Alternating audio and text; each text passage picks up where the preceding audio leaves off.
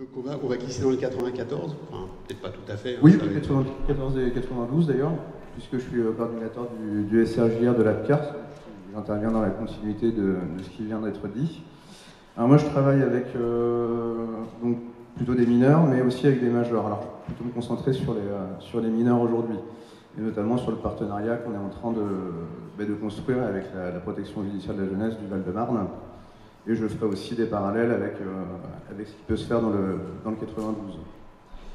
Alors, je ne vais pas revenir sur les définitions, hein, je pense que tout a été assez clair ce matin et tout au long de la journée. Je vais juste revenir donc, sur le protocole standard français hein, pour la justice restaurative. Donc, moi, j'interviens sur 3 phases. Donc, la première phase, la phase préalable, la phase préparatoire ensuite, et pour finir, la phase opérationnelle. Donc la phase opérationnelle, ça va être celle que tout le monde connaît, donc le dialogue entre les personnes, le ou les dialogues, hein, suivant le dispositif envisagé. La phase préparatoire, donc là on va organiser des entretiens individuels de préparation, hein, ça a été dit aussi, donc au nombre de 3 minimum, qui pourront être plus ou moins longs hein, selon les personnes. Donc, dans le cadre d'une médiation, par exemple, il pourra arriver que l'auteur ne soit pas prêt en même temps que la victime ou vice-versa. Donc voilà, en fait, quand les personnes sont prêtes, elles nous le disent. Et la phase, la première, la phase préalable, qui n'est pas à négliger, mais qui est peut-être un petit peu plus méconnue, elle a été très bien développée tout à l'heure par une intervenante, je crois, des Yvelines. Donc je vais passer dessus succinctement, mais en gros, c'est celle qui va de la signature de la convention jusqu'aux orientations. Donc avec voilà, le comité de pilotage, groupe projet, équipe opérationnelle. Donc voilà, alors moi quand je suis arrivé pour prendre mes fonctions de coordinateur au SRJR, je me suis rendu compte qu'il n'y avait pas forcément d'orientation en dehors du cas où le magistrat ne le suggérait pas en fait dans son ordonnance. Donc par exemple une ordonnance de mesure de réparation éventuellement assortie d'une mesure de justice restaurative. Donc voilà, et je me suis bien rendu compte qu'en dehors de ce fait-là, j'avais pas beaucoup d'orientation. Alors on s'est posé la question de ce qu'il fallait faire, et effectivement, les sensibilisations, les réunions partenariales, à partir du moment où on a commencé à les mettre en place, c'est devenu beaucoup plus fluide dans la relation que je pouvais avoir avec les éducateurs directement.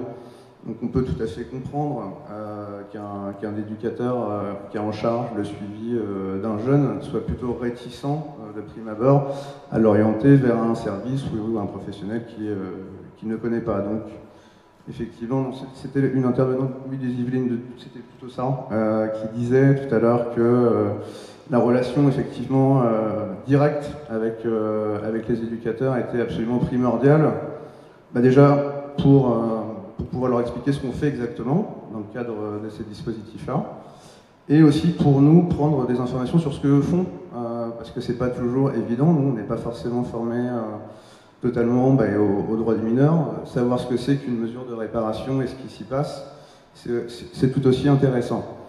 Donc pour le projet avec la protection judiciaire de la jeunesse du 94, elle rejoint le même programme que celle du 92, à savoir, on va intégrer dans la phase préalable, bien sûr, toutes ces réunions qu'on va présenter un peu comme des sensibilisations, mais qui ont plutôt la forme d'une réunion sous forme de débat, plutôt que de sensibilisation. Donc ça sera l'occasion, lorsqu'il y aura des réticences d'en débattre, déjà, avec les éducateurs. Et puis, c'est aussi dans ces moments-là qu'on va pouvoir aborder des situations concrètes, après avoir présenté tout le projet et comment nous on travaille, leur demander si eux, par exemple, leur vient l'idée d'un jeune qui pourrait potentiellement être compatible avec tel ou tel dispositif de justice restaurative. Donc ça va être des moments assez importants. La dernière qui a eu lieu a débouché ensuite sur une orientation. Donc voilà, ce sont vraiment des moments hyper importants.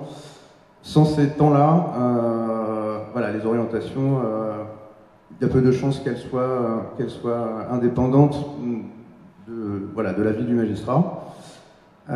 Et donc les sensibilisations qu'on met en place, alors avec le 94 et le 92, il y en a eu 4 là, depuis juillet Ce sont des temps où moi je vais intervenir dans le cadre d'un stage par exemple de citoyenneté, en alternative aux poursuites, où on va aussi pouvoir intervenir dans les stages, dans les peines stages ou les stages réparation.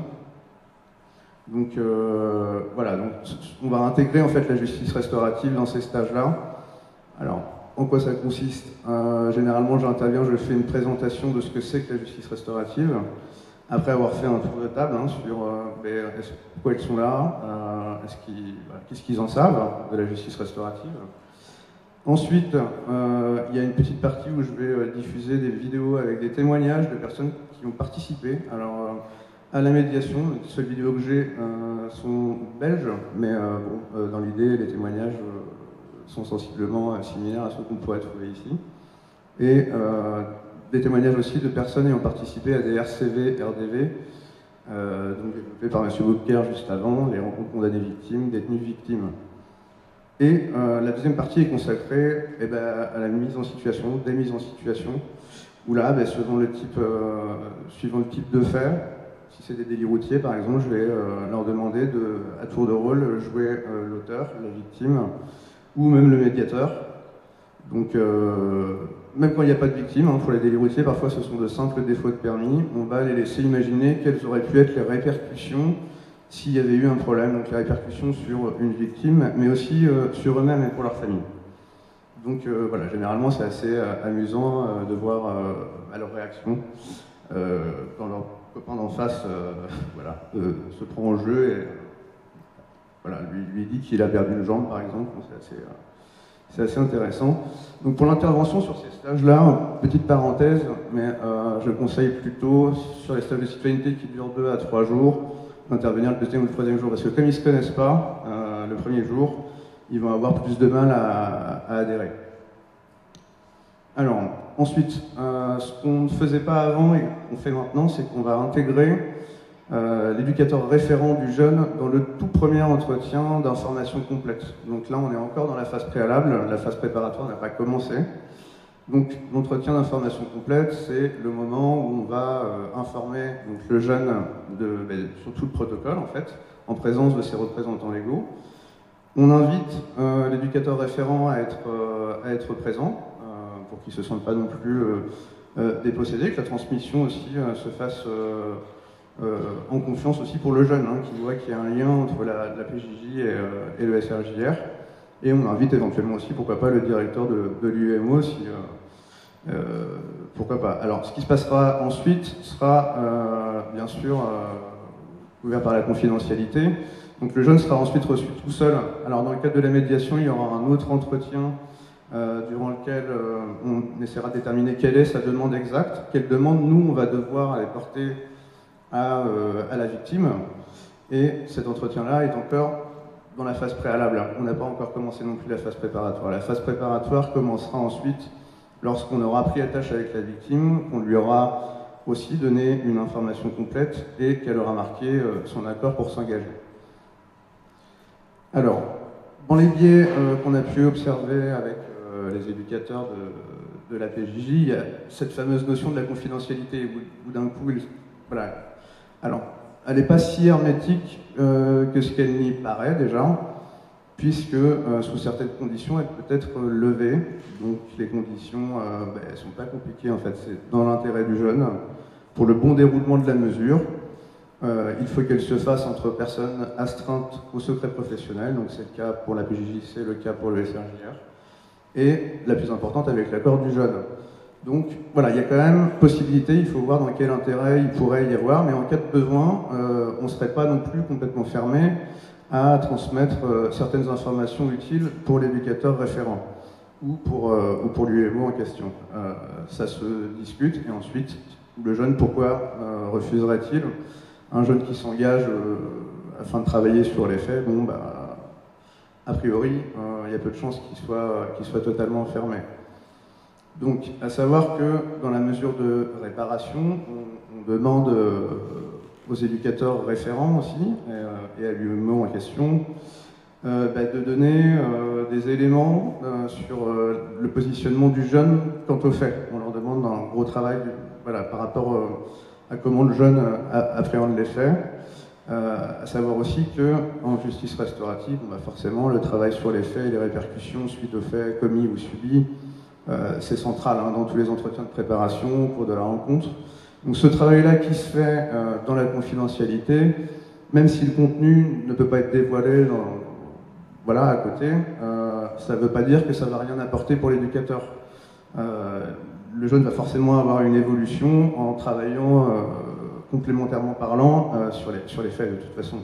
Donc même si la confidentialité perdure, il y aura quand même quelque chose d'observable dans le cadre d'une mesure de réparation, par exemple, ou même d'un suivi thérapeutique. Voilà, c'est dans ce sens-là, on parle de complémentarité de la justice restaurative. Ensuite, un autre élément que je trouve intéressant, c'est parfois on va avoir comme discours de la part d'un éducateur, je ne le sens pas forcément prêt. Voilà, il y a peut-être une mise en danger. De toute façon, on a vu ce matin que la notion de volontariat et de consentement, elle est continue. Les personnes peuvent quitter le dispositif à tout moment. C'est valable aussi pour le coordinateur. Le coordinateur, s'il estime que les attentes ne concordent pas, alors entre les personnes, mais non plus avec le dispositif en question, le coordinateur peut décider de ne pas aller jusqu'à la rencontre, bien sûr. Et ça, c'est pas toujours très très clair lorsqu'on en discute dans le cadre de ces réunions-là. Alors, donc pour le projet avec PJJ 92, PJJ 94, là je centre sur les deux, je vais faire le parallèle. On a eu du coup une réunion avec la directrice territoriale et la responsable des politiques institutionnelles du Val-de-Marne, c'était fin juin. Suite à cela, on a prévu un certain nombre de réunions destinées aux professionnels et de sensibilisation destinées aux mineurs auteurs, donc ça jusqu'à la fin d'année. Et on envisage le début des dispositifs donc pour janvier. Alors on va prioritairement mettre en place des médiations restauratives. Alors ça a été développé aussi, rencontre auteur-victime. Victime, c'est pas forcément la victime directe, par contre ça peut aussi être une personne proche. Donc ça c'est important, notamment lorsque la victime refuse, essayer de voir si dans son entourage il y a aussi une personne qui aurait pu avoir des répercussions directes eu égard au crime ou au délit en fait, et voir si c'est quand même possible. Ensuite, donc Samantha vous expliquait tout à l'heure qu'on gardait aussi les RCV dans l'idée dans le cas où vraiment ça serait pas possible. On trouve quand même dommage de ne rien mettre en place avec un jeune qui était prêt à s'engager jusqu'à avoir déterminé une demande. Enfin, c'est quand même plutôt dommage. Donc, on a prévu pour ces jeunes-là de ne pas laisser tomber, de les mettre en quelque sorte de côté et d'envisager par la suite des rencontres condamnées-victimes. Donc après jugement, forcément, mais souvent le jugement intervient peu de temps avec la PJJ. Et là, ça sera effectivement, 3 ou 4 auteurs, 3 ou 4 victimes. Nous, on a la chance d'avoir le bureau des 2 victimes de Créteil, où on peut effectivement intégrer des personnes victimes, et la PJJ, on pourra aussi réunir un certain nombre de personnes auteurs. Les personnes se connaîtront bien évidemment pas, mais par contre ils seront liés par le fait d'avoir commis ou subi une infraction, un crime ou un délit de nature très proche, pas forcément exactement la même, mais d'une nature proche. Alors le projet donc, sur la médiation restaurative reste sensiblement le même qu'avec la protection judiciaire de la jeunesse des Hauts-de-Seine. Alors, dans certains cas complexes, effectivement, les cas d'inceste, notamment au sein de la fratrie, on va là envisager d'intégrer effectivement d'autres membres de la famille. Alors, forcément, là, je pense aux parents qui seront préparés aussi individuellement. Donc, la conférence restaurative, il faut plutôt la voir comme une médiation élargie à d'autres membres. Donc, les parents aussi seront partie prenante et pourront participer lors du dialogue. Par contre, les 2 principaux concernés restent au centre. C'est eux qui nous intéressent le plus. Mais parfois, on peut avoir des choses qui se passent. On a souvent des révélations pas anodines. Alors, dans le 92, on a prévu du coup la mise en place d'ici 2 semaines pour le premier entretien d'information, où il y aura effectivement les représentants légaux, parce que c'est obligatoire, hein, l'auteur est très jeune, il a 15 ans, la victime en a 12, donc effectivement, voilà, ça sera séparé. Voilà, on est très content de mettre ça en place, et on va aussi intégrer dans ce type de conférence des professionnels qui travaillent avec l'auteur, et celui qui travaille avec la victime, notamment pourquoi pas le psychologue ou le psychiatre. A priori, ça sera plutôt le psychiatre pour l'un, le psychologue pour l'autre dans ce cas-ci.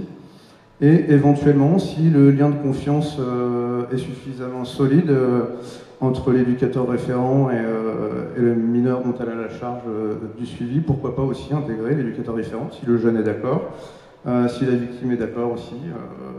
Voilà, il n'y a pas d'objection dans ce type de dispositif-là. Alors à savoir que ça sera quand même beaucoup plus long qu'une médiation classique, hein. Tout le monde à préparer individuellement déjà.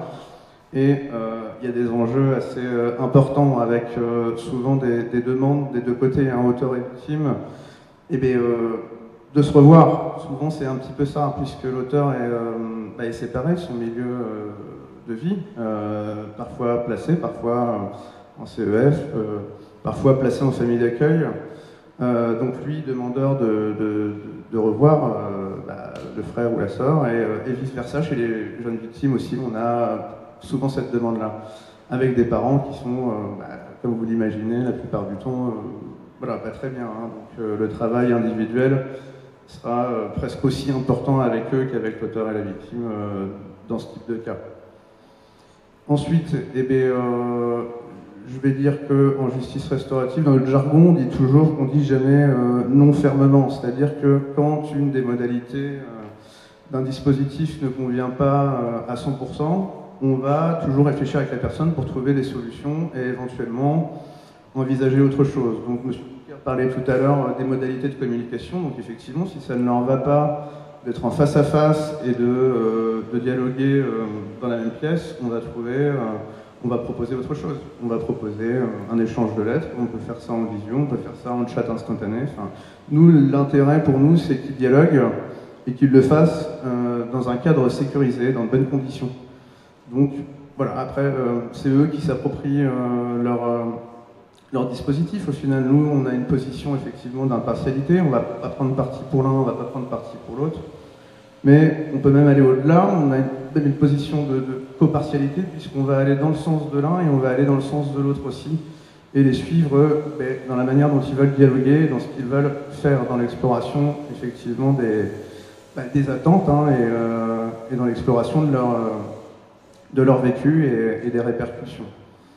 Donc, je ne sais pas si j'ai... Pour conclure. Faut conclure. Alors, je vais conclure. Voilà, la justice restaurative, c'est pas de la mesure de réparation, c'est pas de la thérapie. Là, on est vraiment dans autre chose qu'on va venir ajouter à ce qui est déjà mis en place, hein, et il y a souvent beaucoup de choses, mais ça sera là, effectivement, au plus près des jeunes. Je vais dire aussi que parfois, quand on les reçoit, ils ont l'impression, même s'il y a une reconnaissance partielle, la reconnaissance partielle suffit, hein, je le disais tout à l'heure, même quand il y a la reconnaissance partielle, ils ont tout de même cette impression que c'est pas si grave. Et bien, une fois en face d'une victime, avoir vraiment le récit des répercussions exactes et directes du fait qu'on a commis nous-mêmes. Et voilà, on peut imaginer que si la situation se représentait ultérieurement, est-ce qu'il réagirait de la même manière après avoir suivi et après s'être engagé dans un dispositif comme celui-ci? Je vais laisser la question à méditer. Je ne dis pas qu'on est des magiciens, mais en tout cas, je suis ravi que vous mettiez ça en place dans le Val d'Oise et que vous offriez cette opportunité du coup aux jeunes suivis par les UMO du 95. Voilà, je vous remercie.